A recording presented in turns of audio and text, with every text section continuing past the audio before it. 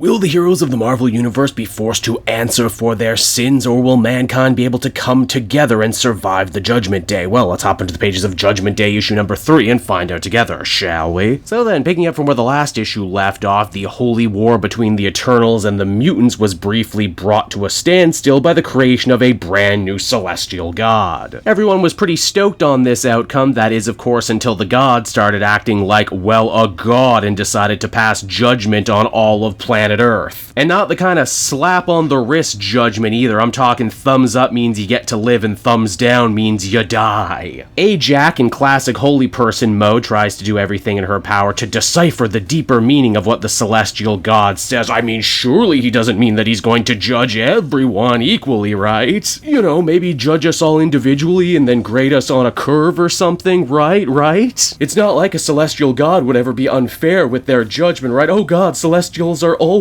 unfair with their judgment. We are all so screwed. And just to really showcase the skewed criteria that this new celestial god is using on judging the entire planet Earth, it decides to set its sights on Captain America first. Steve had gotten into this thing's face when it tried to rally the troops and tried to tell everyone on the planet that it's gonna be okay, only for the celestial god to turn around and go, you know what, Steve, let's talk about you. You claim to be the heartbeat of a nation, you claim to be a world leader, and yet every day the world gets a little worse, and you've had a century to work on this too. I judge you poorly, thumbs down. It's also right around here Iron Man and the others start collectively crapping their pants. After all, if Captain America, one of the greatest dudes ever, can be judged a failure, then they are all screwed. Now once again, one of the coolest things that Judgment Day as a story does is we actually get to every so often leave the superhero part of the world and see how everyday regular people feel about the whole thing. Some are terrified, some make excuses, some try to ignore the whole thing, some try and find scapegoats. Again, you've seen people like this, which makes it feel all the more real. Now what's Droog's take on all of this? He figures that if a celestial god is really back and really judging everyone, then he better step up this whole holy war thing to prove to the celestial that he is true and honest to the principles. Because, you know, if we kill God's enemies, then we'll be God's favorite, and then God won't kill us. This is a healthy relationship we have with God, isn't it? This means that the psychic and physical assault of the island of Krakoa picks up once again, though in a surprise twist, the mutants end up finding very unlikely allies in the form of the Deviants. At first, Cyclops and the others maintain that they're not Deviants, and that's just a lie that Droog spread, but considering Crow and his forces were able to walk right through the Krakoan portals, genetically there doesn't seem to be that much difference. Crow and the Deviants are nothing but sympathetic to the mutants' plight. After all, they've faced the sword of the Eternals many times over the centuries, and they figure that if anyone opposes the Eternals, well, that makes you deviant in spirit, if nothing else. Now over at the Avengers War Room, Tony Stark thinks he has an idea. They just built this god, so reasonably they could probably take it apart too, right, if they blow up a specific node like this was the Death Star. Only there's two massive problems with that. If they did destroy this new celestial, the excess energy would probably destroy a huge swath of the planet Earth. But perhaps worse than that, if the celestial god were to come under attack, then one of the principles would activate, forcing even the friendly Eternals like Icarus and the others to stand and defend their god. So that idea is a non-starter. Unfortunately, Mr. Sinister, who is still very much part of this task force, hears this idea and thinks it's positively great, so much to the point he psychically leaks it to the Quiet Council, while strategically being sure to leave out all the parts about the massive death and destruction. The Quiet Council puts it to a vote, and while there is much debate, they ultimately decide that they are indeed going to try and take the fight to God. In fact, they get quite tricky with it too. Their new deviant allies are going to hold off the Eternal forces while they go all stealth style behind the Avengers' back to try and destroy the node. Tony and the others aren't dumb though. They end up discovering exactly what's going on here, which means they are forced to join the fight too to try and stop the X-Men from doing something incredibly reckless. It's Jean Grey who actually makes a beeline for the node and sets about destroying it. Iron Man is there too. Unfortunately, he fills her in much too late on what exactly is going to happen once she blows this up. Naturally, the X-Men wouldn't have done any of this if they had known the truth, and Sinister plays it off like he's some sort of great humanitarian. Oh sure, millions will die, but billions will live. Just chop this up to another way the X-Men save the world. The blast is every bit as terrible as Iron Man thought it would be. In fact, maybe it's even worse. All of Krakoa gets glassed and all the heroes end up dead. Well geez, that sure ended up being a short event, didn't didn't it? And we still got those 18 tie-ins coming from Kieran Gillen. What are they going to be, just skeletons for 22 pages? I kid, of course. The Celestial is fine. In fact, this entire battle never actually happened. The Celestial only created it psychically to put the fear of, well, God into everyone over what would happen if they tried to kill him. Basically, millions would die needlessly, and even the good Eternals would turn on their friends, meaning the whole thing is pretty much not worth it all, and that Judgment Day is still very much coming. Well, alright then, Plan A was basically one giant disaster from top to bottom, but it's Cersei, along with Jack of Knives, who think they have one hell of a Plan B up their sleeves. You see, they go to the Expulsion, that Eternals prison where they end up housing all the other different Eternals that are giving the rest of the society a hard time. Normally, this isn't meant to be a forever sentence unless you're someone like Uranos. Really, you're only staying there until you end up getting re-educated, and in some cases, getting a brand new makeover, like in the case of Star Fox, former Avenger, brother to Thanos, alien sex pervert, and who all the heroes hope will be their ace in the hole when it comes to dealing with this celestial problem and showing the world that all you need is love. And oh look, Star Fox looks more like his movie counterpart now, ain't that convenient? And so that was Judgment Day issue number 3, everybody, and once again, just when I really think I have this series nailed down and I know exactly what it's gonna do, it ends up throwing a major curveball my way. Which is certainly nice because most of the big Marvel events I've read over the last couple years have suffered from being all too predictable. I really gotta take my hat off to Gillen for building some really great stakes in this story. Yes, you're fighting God, but the Avengers and X-Men fight space gods all the time. What makes this one any different? Well, because you literally cannot punch this god. In fact, the only way you're gonna beat the Celestial God is by being better people and by extension making the rest of the world better people, which, geez, that is an uphill battle if I've ever heard one. And even if, say, the collective hero teams do manage to do that, as we've seen with Captain America, the Celestial has a really messed up idea about right and wrong. I also like the little extra layer of drama we have with even the good Eternals being afraid that they might turn against everyone else at the drop of a hat because, well, it's just literally baked into their very being. Overall, I'd feel comfortable giving this one another 8 out of 10. Judgment Day is certainly shaping up to be one of the most compelling events I've read in a long time. Here's hoping they can stick the landing.